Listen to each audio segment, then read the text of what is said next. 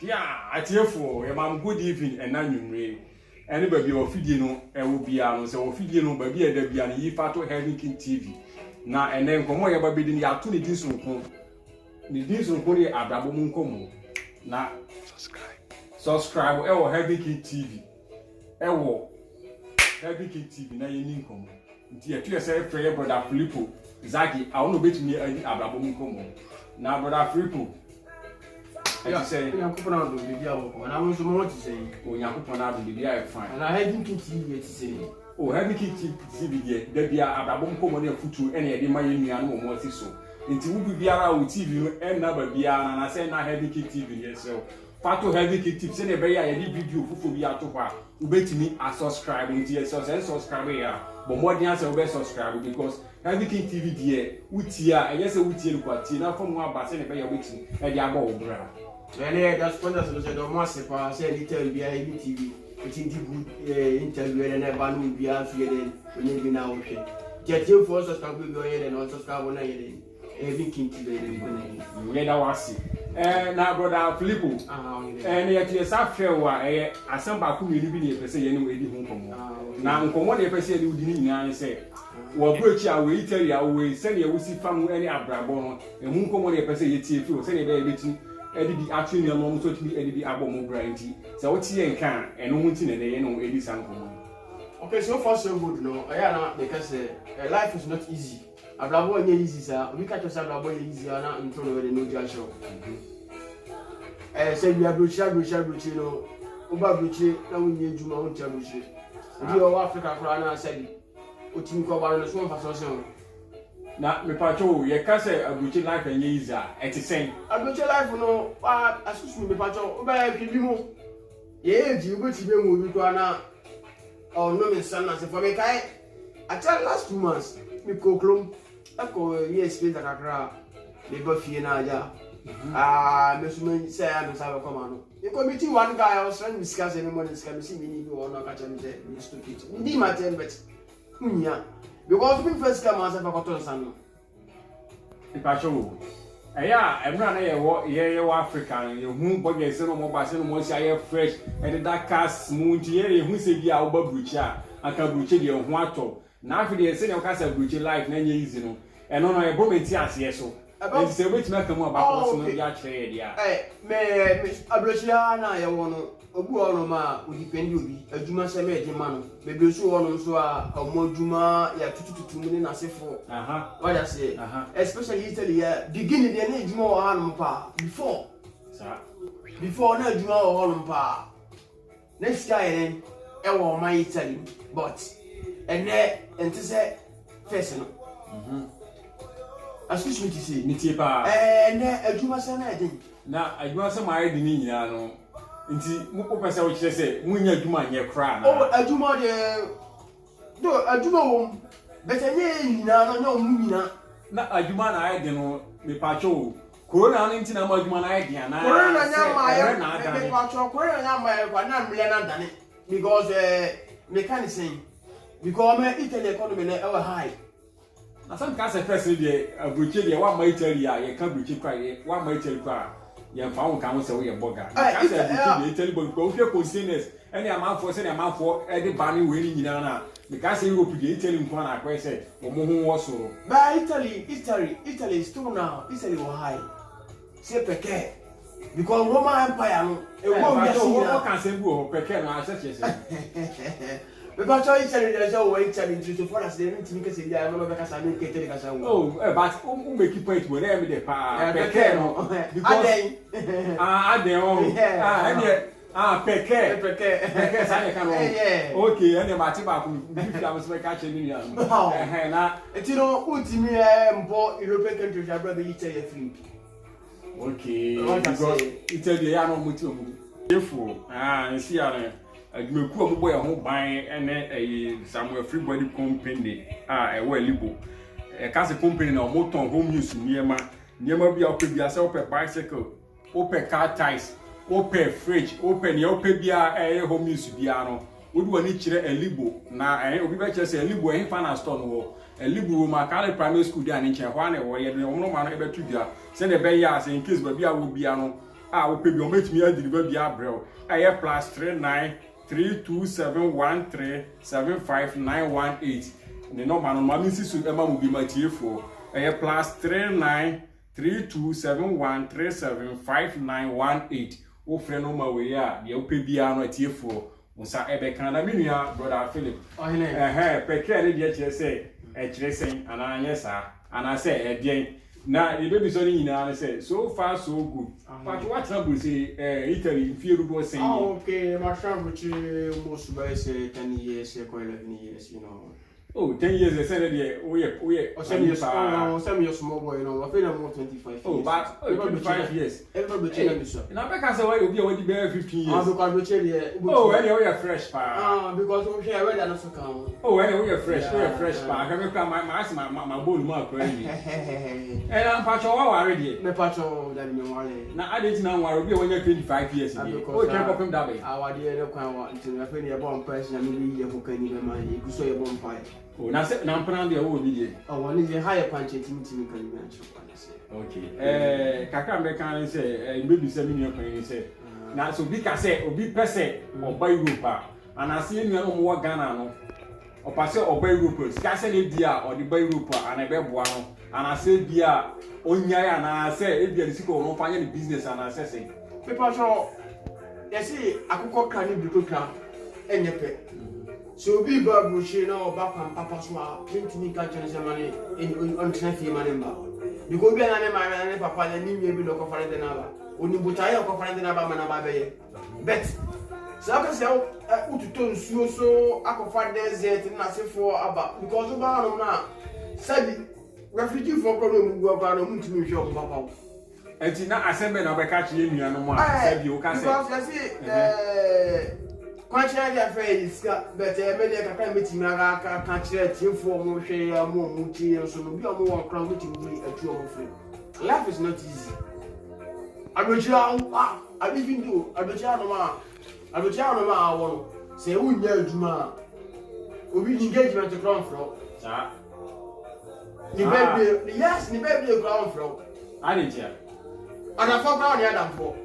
Oh, na South Africa there. We are going to go on that food. I will show you to on the other for. I need to go to the yes, because when Madame for no will be excuse me to say. Oh, Madame for me, put the fee. About time away then. About time away. Excuse me to say. What did I tell you? And you know, you do more which I only had for. Eh, which the more. Unya duma obuchi a unya adamfo yes na we aduma dey obi ato adamfo ade nti obi akọ wa because o ni nti ameka so obi akọ adamfo no say be na so ye aduma kakra because ye aduma na so ye aduma na adamfo no okay we fan to ko na say waduma so be say waduma be say ya woni adamfo na che say any time omo ana wo tomo waduma be say omo ana wo tomo mu dino omo tomo mu yenko yo atiefo we dey adwumaku mbo e ho edon ne free body company a ewo eligo mo so ya sen na mo nwuma nyina ne se ope home use styles car nyina bicycles TV ade bia ye home use niema bia opebu broche bia no o subscribe Heavy King TV ana se ne number the number ye de tudwa ne ope bia no be nya ne se eye +39 32 7137 5918 sa number we ofra ana say ne o contact o WhatsApp adi bia o bia no mo sa ebeka na atiefo nkomo aye no di ne ene e serious pa na ye be dan yani e de akoche brother Philippo na ya try nkomodi no so wo si aburochire onya dwuma onye den uni adamfo yes of course nti identity na etimi eba ni sa na o yare nso ana say wo adwuma so na say uni adamfo so obe de no ati ayi bia na say ho nkire na oh abrocha ho ba tro wani depend on wan kasa wana mo obetu na be ma ho achi wo abrocha bu wana ma excuse me to say oye adwuma na onye pianika na oya ho maso ne depend adwabon so abebo first of all adamfo ntimi se nipa beto ma ho ka adamfo be so sa adamfo ntimi se nipa beto ma ho kwan adamfo be se watiefo ye nua no ba mu ntie bi adamfo ntimi ense nipa na ma ho kwan a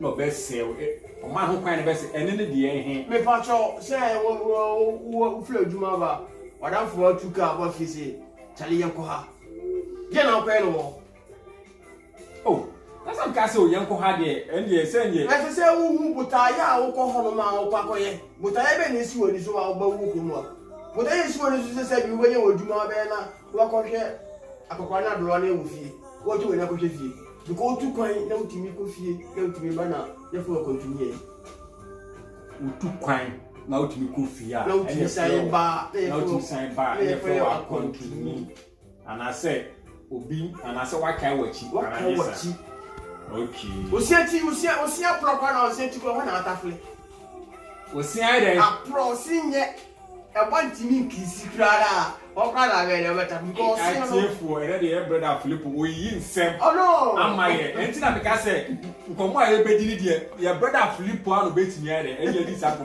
na atiefo obi bia momoden say wo bia wo TV ana say wo radio ana say je end that heavy key TV ni sell fatu ho na subscribe na nkomo aye di no wo hwa enye say wo ti ana say wo hwe ne kwa hwe na obetimi bia ere abo bra etibi bia ere atu hufu sanse ye brother Philip nkomo on ye di no ya to di abrabo mu nsem nti bomodian say wo be subscribe say ye be ya ye di video bia to ha obetimi enya bia ere ahwe ana say e be bo kai say ye the latest video ana say updating latest and ya to ho nti ania ni adofo a montie ye Heavy King TV #1 no size wo hwehwa damusu ko ba ko pe enti anuanom asa na de common eba besi no asembe pa na o ka kire ye nuanom ene ya dofofo nyina ne nuanom wo Ghana ene nuanom wo Buchi fana ba bia abati ma ka kire nuanom wo because do chi na mo wo tell say na meeting aka Ghana de meeting aka wasa meeting aka wasa mbakra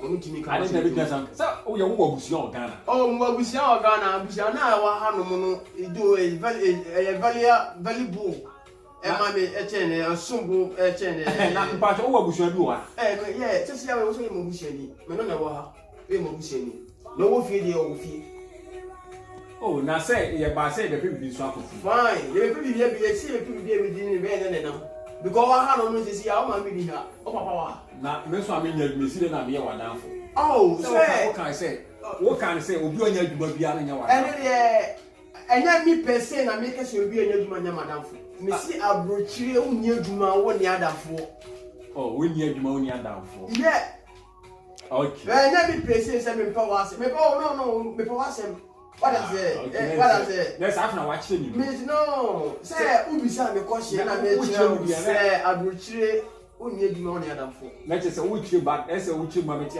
say because ebia ekofo bi mu na de omo say wo nya adwuma omo nya adafo but wa ma ti say wo de enche se bia obi nya oduma enye wadafo na emom o che se abrochire na kasa no abrochire ba bia se wo nya aduma nipa no because obi asori a okona aduma je se onya bre no akasa o what I say Matias onya ho ta ho because obi o woni ni ye aduma na ye nadafo ono bi timedi nkomo because ko me na ne bi yo Mati na me pacho asamba kwa me bisa etwacho na yenko bio mi se coronavirus no ba ye me pacho Italy me tise na me tise yesi mu pa na eno so no etise ene mo bambo ene mwana mo tuo bla kaka meeting me aka se coronavirus no dey about to television amonfu ewu da new stand bia ni pase bet mi me kasa de mani nyanye den ehu se ni pa ni ewu da aro mana se ara se ni pa se bet bibia ya hwenye no bo ho modern bo ho ban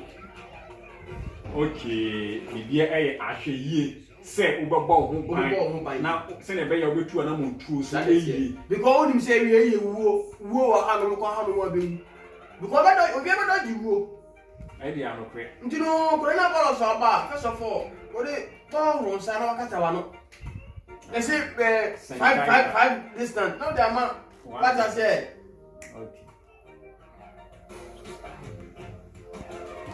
yo atiefo eya mo dey say mo be subscribe na duma no be kwa wiye na duma ye be kwa wiye dey say last word am be can say who be a won subscribe Heavy King TV yes say wa ma na nye titia na subscribe because say be ya yeso e betime nya ho den ya tumi ya den da bia na ya tumi updating new video say be ya e be unsa duma gi no ko fo di achi na so nya ho ne da bia ya update you yes so last one pay twa tro pa anything my last one pay twa tro pa say meti ya obi bia o hwe Kevin TV Heaven TV you brother Flip was obi biara o hwe Heaven TV Ubi biara bi awo bi biara no sabi na no na afon na so won say telephone de kasa ne one try terminate I said na no efufu kakra nti tie for say one thing here o kire mu ase Heavy King TV say na be ya we bet say Heavy King TV no nti mon subscribe what ya say subscribe ya be catch say china de latest kokko a na di empire e je china de nti me say obi biara say udu kino and I say we do safo no e be kwakoto Heavy King TV any different one. Inti brother, what's me chat na ye twen. Ba say me chat on say me tie tiefo. Na me tie obi bia wanya mble wa say okoto credit ya wa so ni data o hwe Heaven King TV. Ya woni pa bebre den emo. Di abre na abre bia no mo ni ye den ko Heaven King TV. Ya o che to krom she anafo MP bia Heaven King. O mo de bebla. Pia. Ti de tiefo nyina se. Na me ko bia. Ciao. Heavy King TV hana ye de common eba besi nti nyame yakopon adoma ye bet mo beti yenka e da foforo ciao.